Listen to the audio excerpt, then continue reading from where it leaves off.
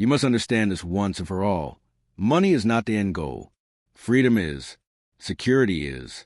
The ability to live on your own terms is. The poor chase money as if at a finish line, only to find themselves exhausted and still trapped. The rich pursue money as a tool, a means to buy time, to buy options, to buy peace of mind. This difference changes everything. If you want to escape the endless cycle of just surviving, you must stop thinking like the poor.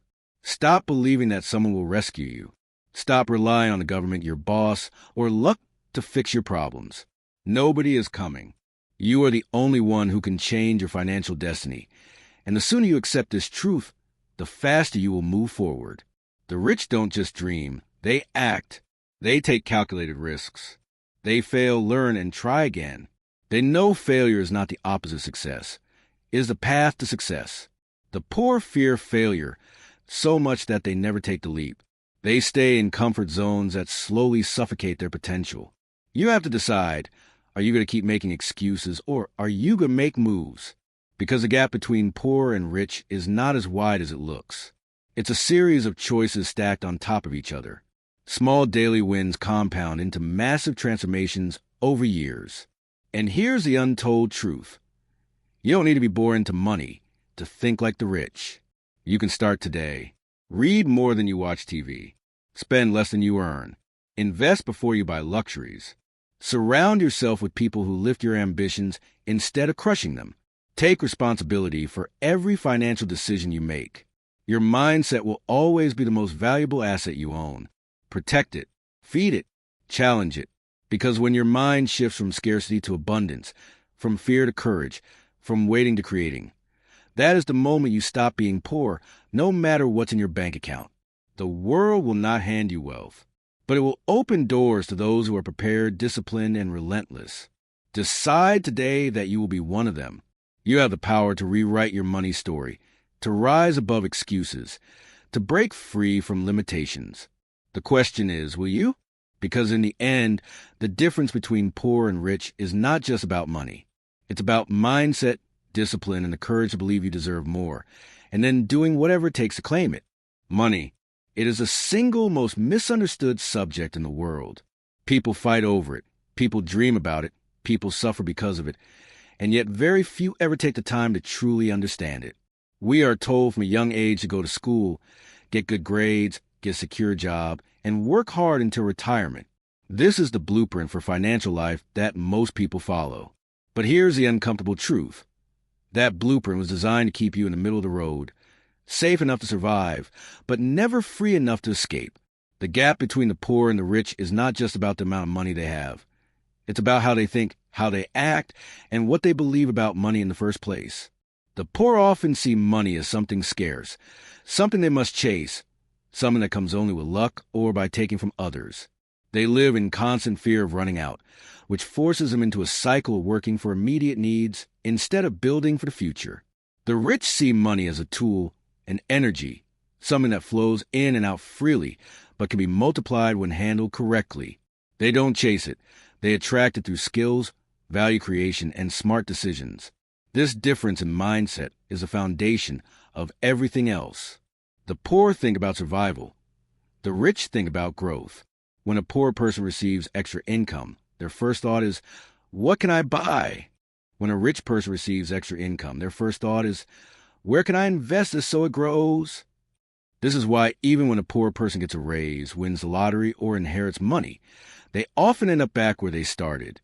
Without the mindset and habits of the rich, the money slips through their fingers. Another major difference is how they handle time. The poor trade time for money. They clock in, they work, they clock out. Their income stops when their work stops. The rich trade ideas and systems for money. They create things once that keep paying them over and over again. A book, an online business, a piece of property, a well-invested portfolio. These are systems that work 24/7, whether they are asleep on vacation or focusing on something else. And here's something the poor rarely hear. Money rewards speed of execution. The poor often wait for the perfect moment to start, afraid to make mistakes, looking for certainty before they act. The rich know that certainty never comes. They take calculated risks.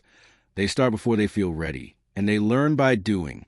Every month they delay is a month of lost growth, lost opportunity, and lost learning. The poor often think education ends after school. They believe their formal degree is their ticket to financial stability. The rich see education as lifelong and self-driven.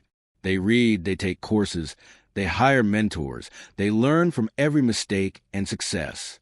They invest time and money into learning skills that increase their value in the marketplace because they know the marketplace pays for value, not just effort. Here's the raw truth. Being rich is not about having more hours in the day. It's about using your hours differently. The poor spend their free time on entertainment, TV, scrolling, games, distractions. The rich spend their free time building something, relationships, networks, businesses, health, and mindset. They still relax. But relaxation is earned after contribution, not the other way around. The poor often see problems as obstacles. The rich see problems as opportunities. When the economy goes down, the poor panic and hold back. The rich look for assets that are now cheaper to buy. When technology changes, the poor fear losing their jobs. The rich see a chance to create new products, services, or solutions.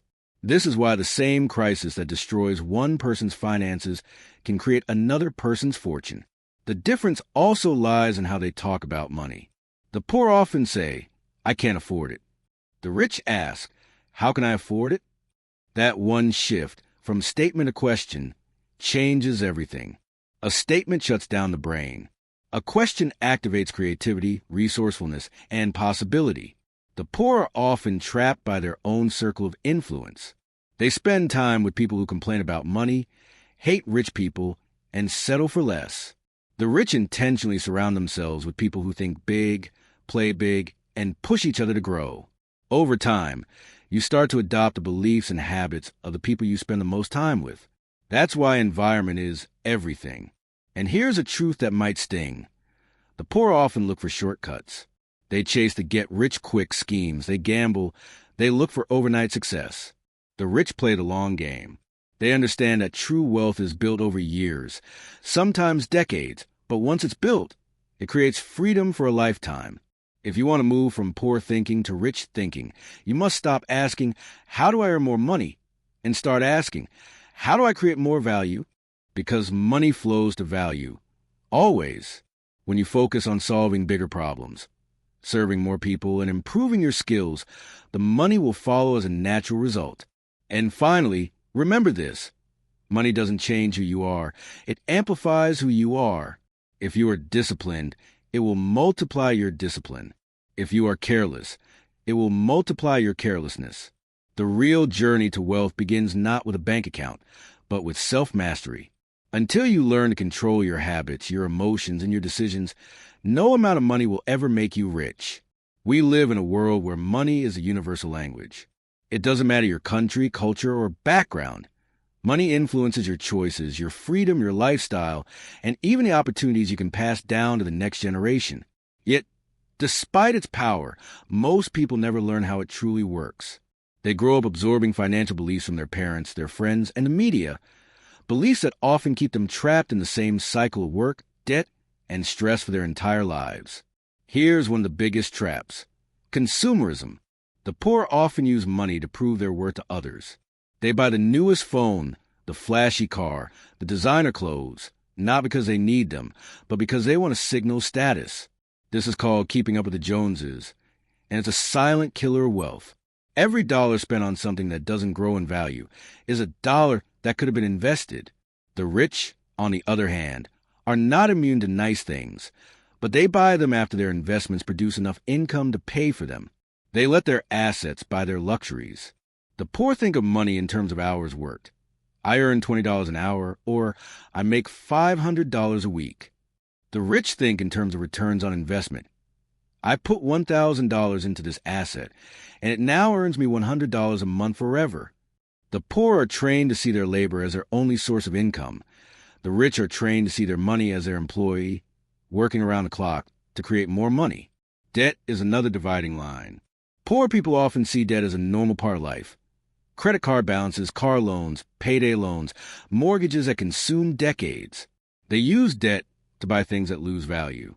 The rich use debt strategically. to acquire assets that produce more income than the cost of the debt itself. This is called good debt, and it's one of the most misunderstood tools of wealth. Fear plays a huge role, too.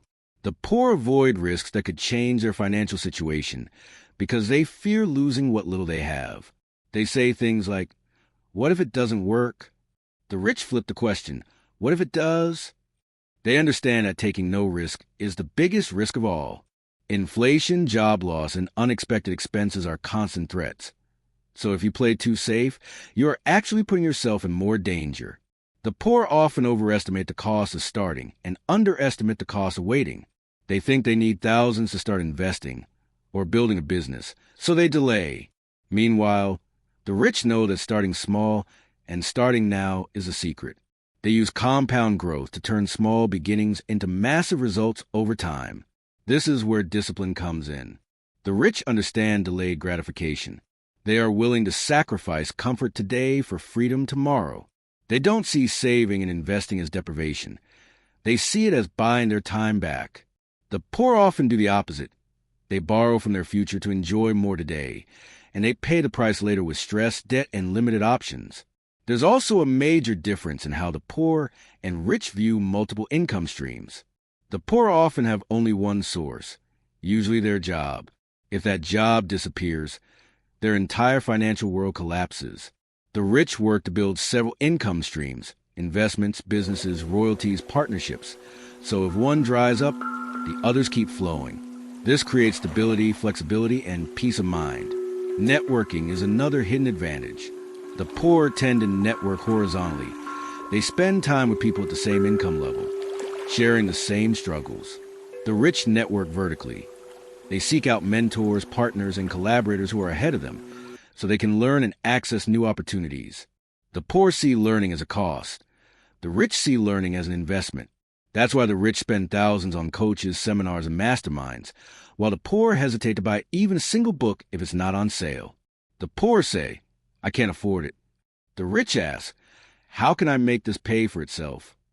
And often, a single idea from the right person at the right time can generate more income than years of hard work. The poor also underestimate the power of focus.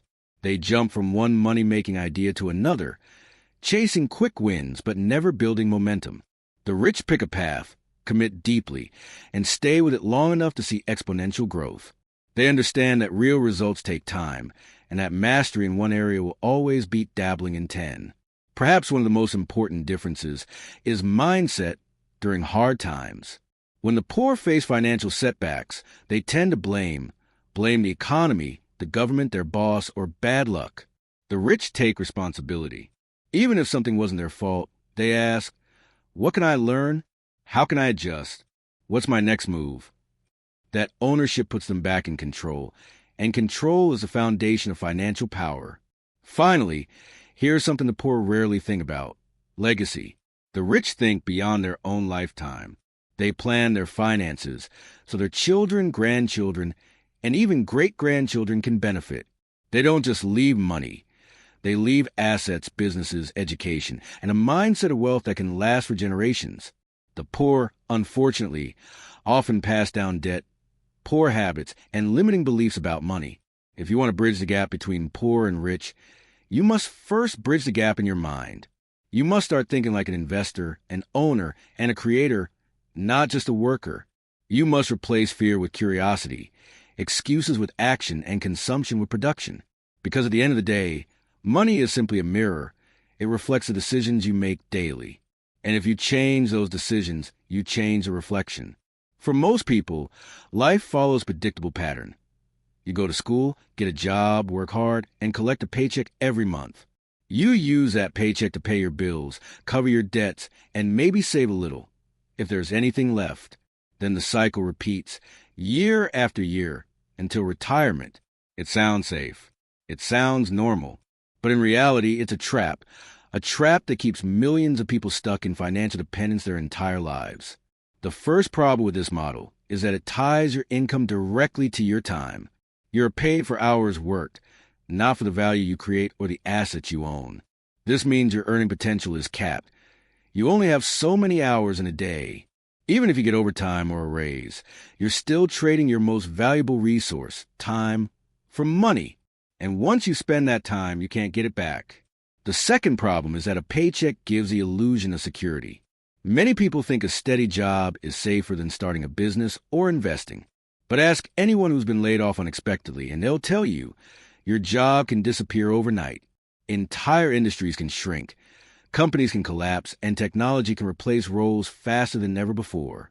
Relying on one employer for 100% of your income is like putting all your eggs in one basket and then handing that basket to someone else. Another danger is lifestyle inflation. The moment people get a raise, they upgrade their car, move to a bigger house, or start dining out more often. Their expenses rise to match or even exceed their income. This means they remain just as dependent on their job as before, if not more.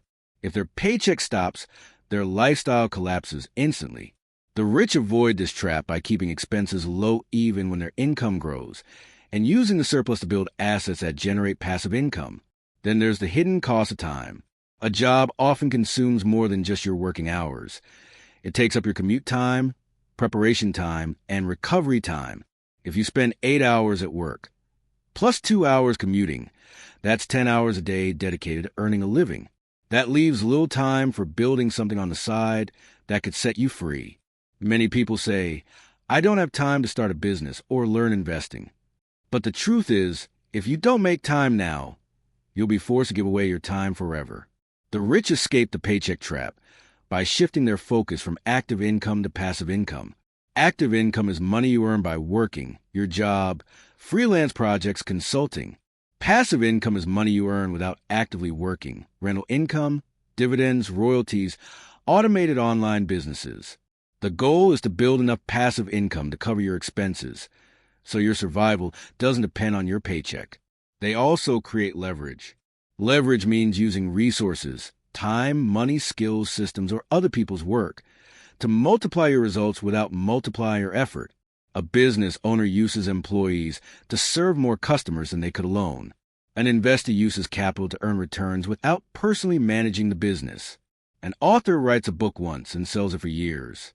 Each of these examples breaks the direct link between time and income. Escaping the paycheck trap also requires financial literacy. You must understand the difference between assets and liabilities. Assets put money in your pocket. Liabilities take money out. Many people think their house is their biggest asset. But if it costs you money every month and doesn't produce income, it's a liability. The rich focus on acquiring true assets, things that generate. One of the hardest parts of leaving the paycheck trap is breaking the mental programming that says, I need a job to survive. That belief keeps people from taking even small steps toward financial independence. The reality is, you can start building assets while still working your job. You can invest in stocks, start a side business, buy a rental property, or create digital products in your spare time. Over time, the income from these ventures can grow to match or exceed your paycheck. Another important shift is learning to live below your means. This doesn't mean living in misery or depriving yourself forever. It means making intentional spending choices so you can direct more money into building assets. It means saying no to certain luxuries now so you can say yes to freedom later. The rich know that temporary sacrifices lead to permanent benefits. It's also vital to use your job strategically while you have it. Instead of seeing it as the end goal, see it as a launch pad. Use your income to fund investments, build your network, learn valuable skills, and create a safety cushion. Every paycheck becomes a tool for buying freedom, not just paying bills. Escaping the paycheck trap isn't about quitting your job tomorrow. It's about building a plan so that one day you can quit because you want to, not because you have to. Imagine waking up and knowing your bills are paid whether you work or not. Imagine choosing projects because they excite you, not because you need the money. That's the real security, and it's something a paycheck alone can never give you. The paycheck trap is comfortable, predictable, and socially accepted. But comfort is the enemy of growth. If you want to experience true financial freedom, you must be willing to step out of the comfort zone, take calculated risks, and build something that works for you long after you stop working for it. If there's one principle that separates the rich from the poor, It's this. The rich buy assets, the poor buy liabilities thinking they're assets. An asset is anything that puts money into your pocket, whether you work for it or not. A liability is anything that takes money out of your pocket, even if it looks valuable on the surface. The mistake many people make is confusing the two. They think buying a bigger house or a shiny new car is building wealth. In reality, if those things aren't generating income, they're draining it. Let's break it down with a simple example. Imagine two friends, Arjun and Rohan. Arjun earns Indian rupee 100,000 a month and uses it to buy a car with a big loan. Every month, a chunk of his income goes to EMI, fuel, insurance, and maintenance. The car might look good in pictures, but financially, it's a liability. Rohan, on the other hand, uses his extra income to buy a small apartment and rents it out. The rent covers the EMI and leaves him with extra cash flow every month. That apartment? That's an asset. Over time, Arjun's liabilities keep him stuck, while Rohan's assets multiply and generate more income, allowing him to buy luxuries without financial stress. Here's the golden rule the rich follow. Buy luxuries last, and only when your assets can pay for them. The poor and middle class often do the opposite. They buy luxuries first, funded by debt, and spend years paying for them. The rich also understand that assets aren't just physical things. Businesses, intellectual property, patents, stocks, and even skills can be assets if they create ongoing income.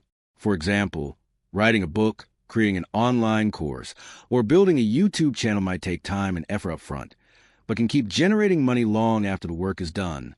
But here's the tricky part. Acquiring assets takes discipline. It means resisting the temptation of instant gratification. It means sometimes saying no to that fancy phone upgrade, that vacation, or that impulse purchase. Every rupee you spend on a liability is a rupee that could have been invested in an asset. Another thing the rich do differently. They track their assets and liabilities constantly. They know exactly what they own, what it's worth, and how much income it generates. They treat their personal finances like a business. Poor people often avoid looking at their numbers because it's uncomfortable, but that's like driving blindfolded. You can't improve what you don't measure. It's also important to understand that assets create a snowball effect. The income from your first asset can be reinvested into buying a second one. That second one funds a third, and so on.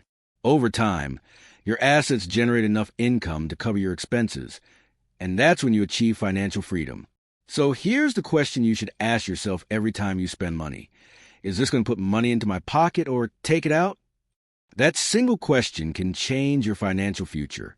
Most people think making money is the hardest part of becoming rich. The truth? Keeping and growing money is the real challenge. Without financial literacy, even a large income can vanish quickly. We've all heard stories of lottery winners who lost everything in a few years, or celebrities who went bankrupt despite earning millions. The difference between them and the rich isn't luck. It's knowledge. Financial literacy is the ability to understand money, how it works, how to make it work for you, and how to protect it. Sadly, our schools rarely teach this. We learn algebra, history, and grammar, but not how to manage debt, invest wisely, or read a financial statement. This is why many hardworking, educated people struggle financially for decades. One of the first lessons in financial literacy is understanding the language of money. Just like a doctor must learn medical terms to treat patients, you must learn financial terms to manage wealth. Words like assets, liabilities, cash flow, return on investment, appreciation, depreciation, and leverage aren't just jargon. They are the building blocks of financial decision-making. If you don't understand them, you'll be at the mercy of those who do. For example, take cash flow. Cash flow is the movement of money in and out of your pocket. Positive cash flow means more money is coming in than going out. This is how you grow wealth. Negative cash flow means your expenses exceed your income. This leads to debt and financial stress. The rich track their cash flow carefully and focus on assets that generate more income than they consume. Another key concept is compounding. Compounding is when your money earns returns, and those returns start earning returns too. Over time, compounding can turn small investments into massive wealth. But here's the catch. It works both ways. If you have debt, compounding works against you as interest piles up. The financially literate understand this and avoid bad debt that eats away at their income. Financial literacy also means knowing the difference between good debt and bad debt. Good debt is used to buy assets that produce income, like taking a loan to buy a rental property that earns more than the monthly mortgage payment. Bad debt is borrowing for things that don't produce income, like financing a luxury car or buying gadgets on credit cards. The rich use debt strategically, while the poor and middle class often use it to fund consumption. Then there's risk management. Every financial decision carries risk. The rich don't avoid risk, they manage it. They diversify their investments so that if one fails, the others keep them afloat. They insure their assets to protect against disasters. They educate themselves so they can spot opportunities and avoid scams. The financially illiterate, on the other hand, often take risks blindly, either chasing high returns without understanding the downside or avoiding all risk and missing out on growth. One of the most powerful tools of financial literacy is learning how to read financial statements. There are three main types: the income statement, which shows how much you earned and spent; the balance sheet, which shows what you own and owe; and the cash flow statement, which shows how money moves in and out. If you can read these documents, you can understand the health of any business or your own finances in minutes. But financial literacy isn't just about numbers. It's also about mindset. The rich see money as a tool for creating freedom and opportunities. They don't see it as something to hoard or fear losing. They understand that money flows to those who know how to use it wisely, and that the best investment is in their own education and skills. In contrast, many people see money emotionally. They feel guilty for wanting more, anxious about losing it, or jealous when others have it. These emotions lead to poor decisions, overspending to impress others, avoiding investments out of fear, or clinging to a job they hate because they don't trust themselves to earn elsewhere. Financial literacy replaces emotion with strategy. It helps you see money for what it really is, a resource. Building financial literacy is not a one-time event. It's a lifelong process. Start by reading books, listening to podcasts, attending workshops, and surrounding yourself with financially savvy people. Learn from your mistakes and keep improving your knowledge. Over time, your decisions will get sharper, your investments smarter, and your wealth more secure. The ultimate goal of financial literacy is control. When you understand how money works, you stop being controlled by it. You make choices based on logic, not fear. You decide when and how you work, what risks to take, and how to design your life. That's the real wealth, the freedom to live on your own terms. The rich don't just think about how much money they make. They think about how long their money will last if they stop working today. This is called wealth duration. Poor people often measure their financial health by their monthly salary. They say, "I earn 50,000 Indian rupees a month. I'm doing fine." But if you stop earning tomorrow, how many days, weeks, or months could you survive on what you've saved and invested? For most, the answer is shockingly short. The rich, however, build a system where their money works for them day and night, creating a flow of income independent of their effort. They measure their wealth in years of freedom, not in monthly paychecks. Another crucial difference is that the rich study money like it's a skill, because it is. They know about taxes, interest rates, inflation, and how to legally protect and grow their wealth. Poor people often avoid learning about money, thinking it's boring or too complicated, and then wonder why they stay trapped. Money flows to those who understand it and away from those who ignore it. The rich also make peace with risk. They understand that no growth comes without uncertainty. The poor cling to safety, believing that avoiding risk is a way to stay secure. But ironically, inflation, emergencies, and missed opportunities slowly erode their financial stability. The rich manage risk instead of running from it. They diversify investments, build emergency funds, and use insurance strategically. Most importantly, the rich focus on creating value before chasing money. They know that if you solve problems for enough people, the money follows. Poor people often chase money without creating value, leading to short-term gains but long-term instability. A rich mindset asks, how can I serve? How can I make someone's life better? The poor mindset asks, what can I get right now? The first builds empires. The second builds debt. And here's a truth many don't want to hear. Being rich isn't just about opportunity. It's about responsibility. The rich protect their health because they know that without physical and mental energy, they can't make good decisions. They protect their relationships because trust and networks open doors that money can't. They protect their reputation because in the world of money, credibility is currency. If you want to cross from poor thinking to rich thinking, you have to shift your priorities. Stop buying things to look rich. Start building things to become rich. Stop thinking short-term comfort. Start thinking long-term independence. Because in the end, the true untold truth about money is this. Money is not the goal. Freedom is. The journey from poor thinking to rich thinking is not about luck. It's about deliberate design. Wealth is built one choice at a time. The poor often underestimate the power of small, consistent actions, waiting instead for a big break or a miracle to change their lives. The rich understand that compounding doesn't just apply to money. It applies to habits, skills, and relationships. Every book you read, every skill you improve, every new person you connect with adds invisible bricks to the foundation of your future wealth. The poor see learning as something that ends with school. The rich see learning as a lifelong necessity. They invest time in understanding markets, business models, and trends before the masses catch on. They anticipate change instead of reacting to it. While the poor complain about the economy, the rich adapt, finding ways to profit from shifts that others fear. The rich also avoid one of the most common traps, comparing themselves to others. Poor thinking says, I'm doing fine because I have more than my neighbor.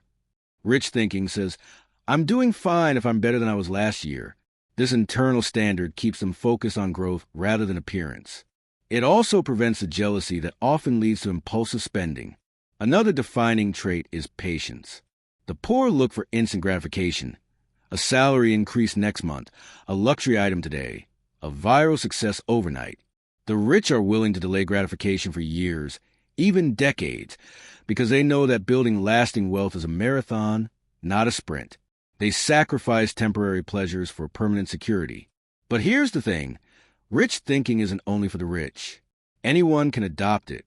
It starts with awareness of how you think, how you earn, and how you spend. It continues with intentional changes in daily behavior.